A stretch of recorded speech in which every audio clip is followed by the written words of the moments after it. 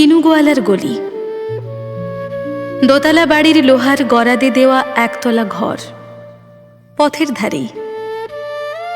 লোনা ধরা দেয়ালেতে মাঝে মাঝে ধসে গেছে বালি, মাঝে মাঝে শ্যাঁতা পড়া দাগ। মার্কিন থানের মার্কা একখানা ছবি সিদ্ধিদাতা গণেশের দরজার উপরে আঁটা। আমি ছাড়া ঘরে থাকে আরেকটা জীব, এক ভাড়াতেই, সেটা টিকটিকি।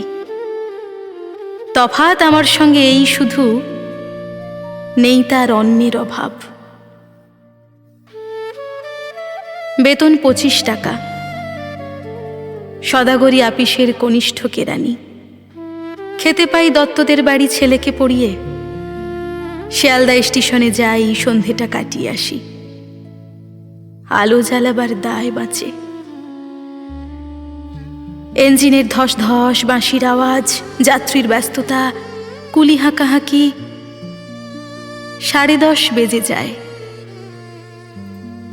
তারপরে ঘরে এসে নিরালা, নিঝুম, অন্ধকার।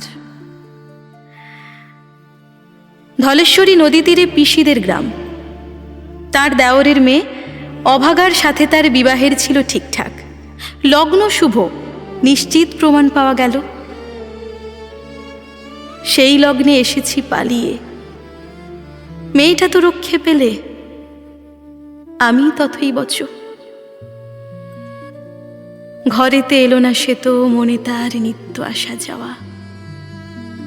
পরনে ঢাকাই শাড়ি, কপালে সিঁদুর। বর্ষা ঘন ঘোর, ট্রামের খরচা বাড়ে, মাঝে মাঝে মাইনেও কাটা যায়।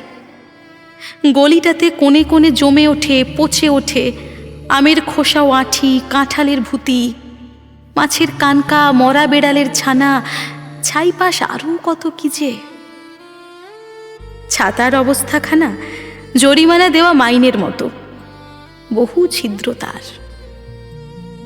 আপিসের সাজ গোপীকান্ত গোসাইয়ের মনটা যেমন সর্বদাই রসসিক্ত থাকে। বাদলের কালো ছায়া স্যাঁতস্যাঁতে ঘরটাতে ঢুকে কলে পড়া জন্তুর মতন মূর্ছায় অসাড়। দিন রাত মনে হয় কোন আধমরা জগতের সঙ্গে যেন আষ্টে পৃষ্ঠে বাঁধা পড়ে আছি। গলির মোড়েই থাকে কান্তবাবু। যত্নে পাঠ করা লম্বা চুল, বড় বড় চোখ, শৌখিন মেজাজ। কর্নেট বাজানো তার শখ।